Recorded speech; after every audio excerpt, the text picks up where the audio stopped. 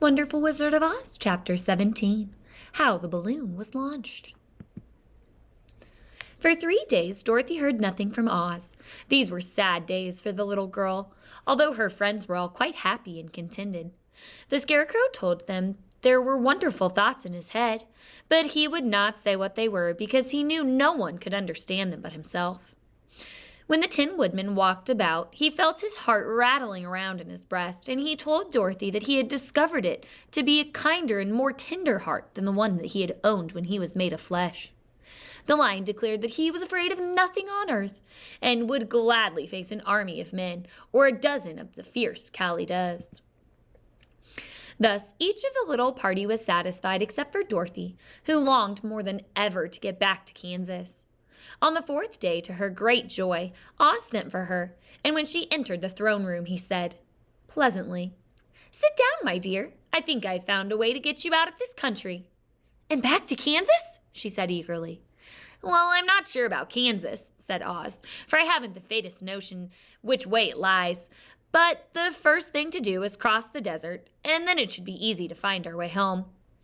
"How can I cross the desert?" she inquired.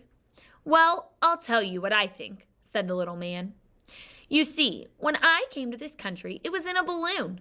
You also came through the air, being carried by a cyclone, so I believe the best way to get across the desert will be through the air.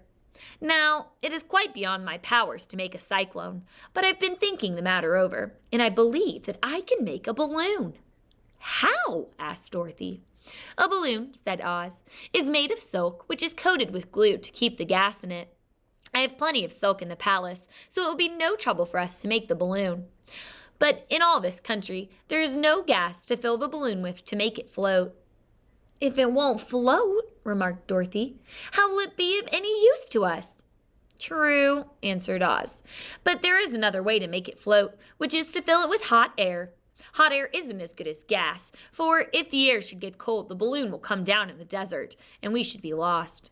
"We?" exclaimed the girl. "Are you going with me?" "Yes, of course," replied Oz. "I'm tired of being such a humbug. If I should go out of this place, my people would soon discover that I'm not a wizard, and then they would be vexed with me for having deceived them. So I have to stay shut up in these rooms all day, and it gets tiresome. I'd much rather go to Kansas with you and be in a circus again." "I shall be glad to have your company," said Dorothy. "Thank you," he answered. "Now, if you'll help me sew the silk together, we will begin work on our balloon." So Dorothy took a needle and thread, and as fast as Oz cut the strips of silk into proper shape for the girl, sewed them neatly together. First there was a strip of light green silk, then a strip of dark green, then a strip of emerald green, for Oz had a fancy to make the balloon in different shades of the color about them. It took 3 days to sew all the strips together, but when it was finished, they had a big bag of green silk more than 20 feet long. Then Oz painted it on the inside with a coat of thin glue to make it airtight, after which he announced that the balloon was ready.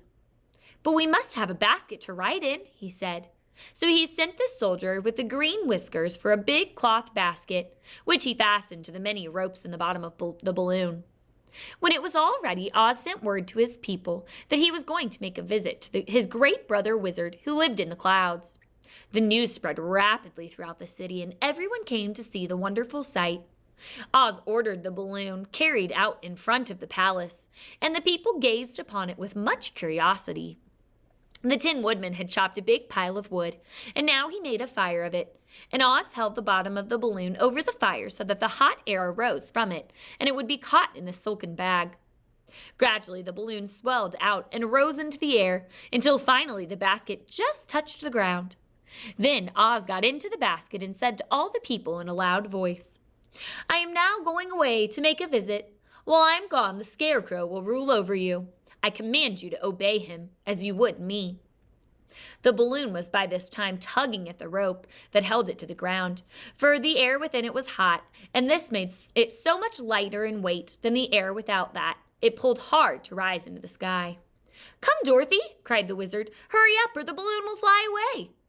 "I can't find Toto anywhere," replied Dorothy, who did not wish to leave her little dog behind. Toto had run into the crowd to bark at a kitten, and Dorothy found him at last. She picked him up and ran toward the balloon. She was within a few steps of it, and Oz was holding out his hand to help her into the basket when crack went the ropes, and the balloon rose into the air without her. "Come back!" she screamed. "I want to go too!" "I can't come back, my dear," called Oz from the basket. "Goodbye!" "Goodbye!" everyone shouted, and all eyes were turned upward to where the wizard was riding in the basket, rising every moment farther and farther into the sky. And that was the last any of them ever saw of Oz, the wonderful wizard, though he may have reached Omaha safely and be there now, for all we know. But the people remembered him lovingly and said to one another, "Oz was always our friend. When he was here, he built for us this beautiful Emerald City, and now he is gone and has left us the wise Scarecrow to rule over us." Still, for many days they grieved over the loss of the wonderful wizard, and would not be comforted.